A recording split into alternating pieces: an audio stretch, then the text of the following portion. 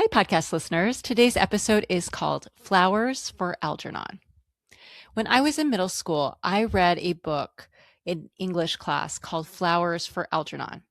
To this day, it is the only work of literature I recall reading from my entire childhood.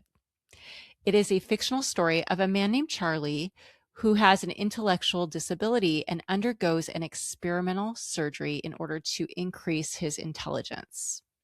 Told through Charlie's journal entries, the reader watches him transform from one day to the next, becoming increasingly more articulate, more pensive, and more expressive.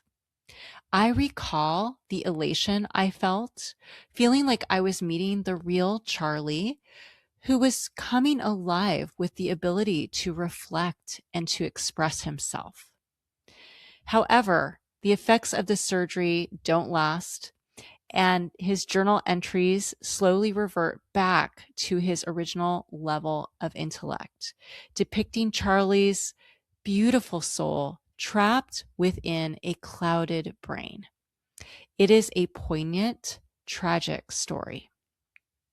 What's fascinating is that this one book that has stuck with me all these years has also served as a type of archetype for something I have personally undergone.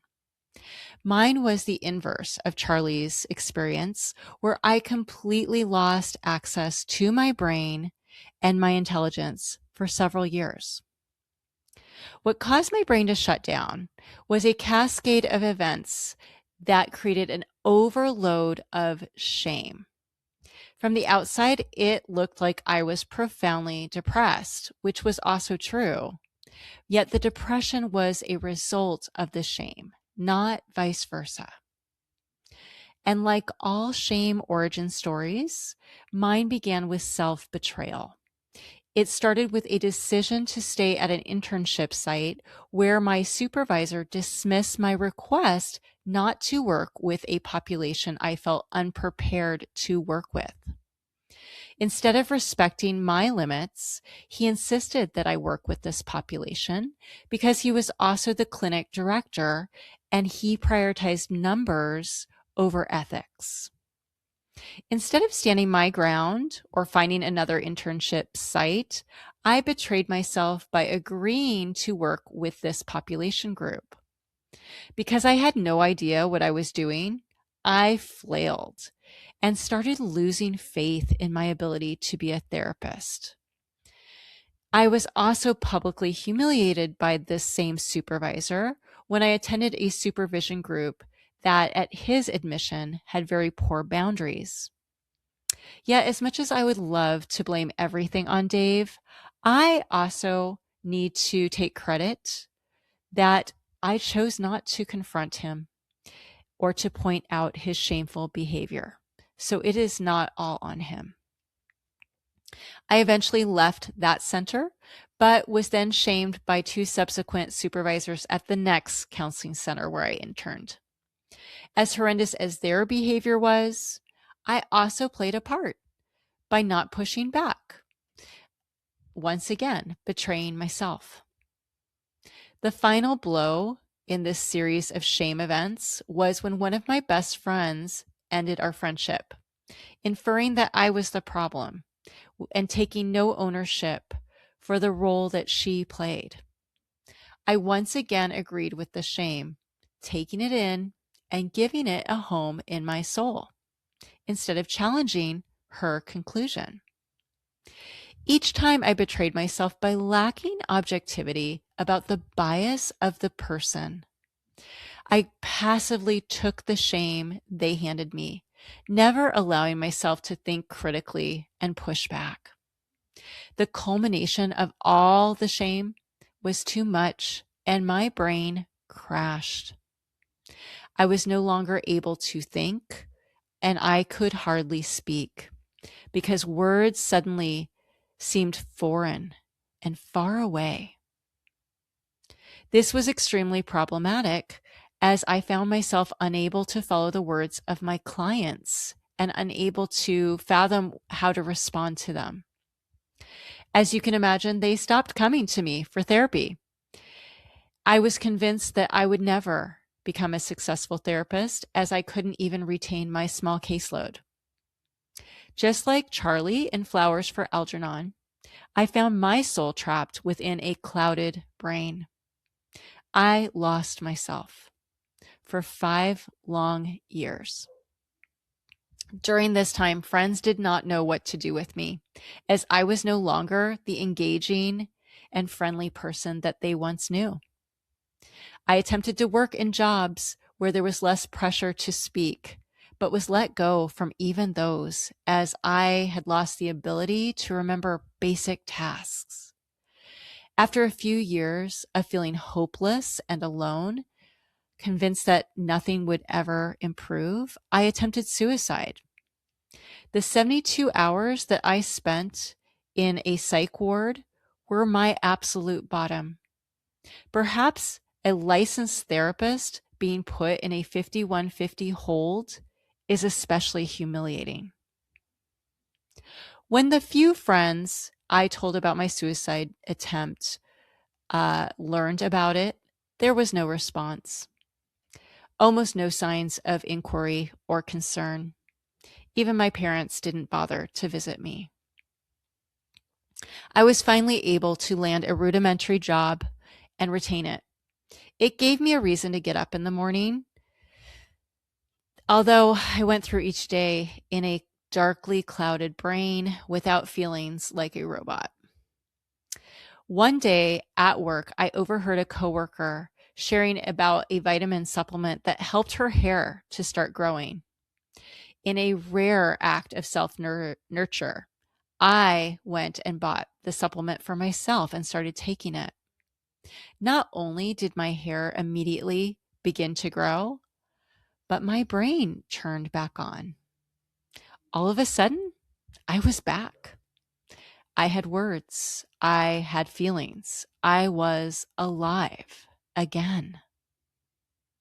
But here's the weirdest part.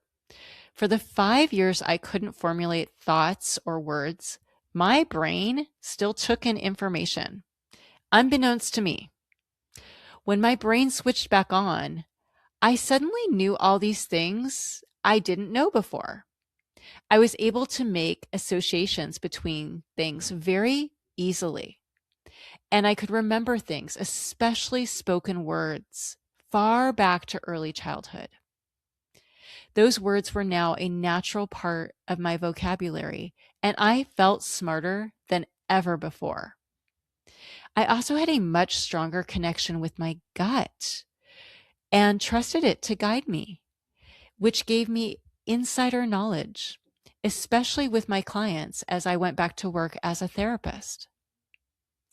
My clients often ask me how I know things about them that they've never been able to see for themselves, and at times how I can successfully guess their childhood experiences before they even tell me. Is it magic or is it my gut? The answer is yes. There is a certain wisdom we only find when we don't go looking for it. A wisdom that is birthed through suffering of the deepest kind. Although I would not want to revisit that suffering for a single hour, now, 7 years later, I feel incredible gratitude for what it birthed in me. When I think of my clients who, like me, were trapped in a pit and how I get to play a role in their rescue operation, I am thankful for my journey. You see, the beauty of being buried alive is the escape tunnel you claw out opens the way for people behind you. Here's the bottom line. Shame is deadly, and it's a liar. If we don't think critically, if we don't consider the bias of the people who shame us, but simply accept their conclusion, we will suffer needlessly, and our soul will drown within us. Like the warning to never invite a vampire into your home, we stand at the threshold of life and death with only our free will to protect us. It is mind-blowing how powerful we are when we exercise our agency in this way.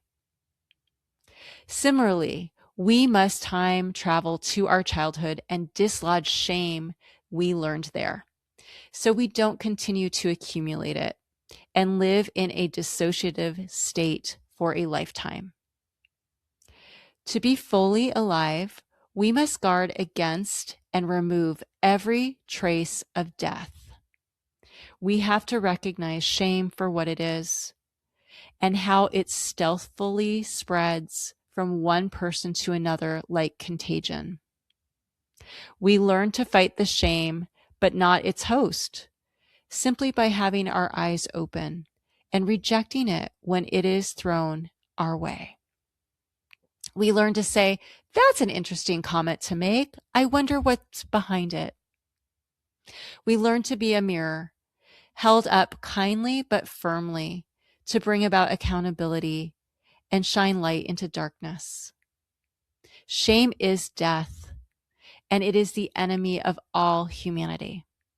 In order to overcome an enemy, we must first understand his strategy in order to outsmart him.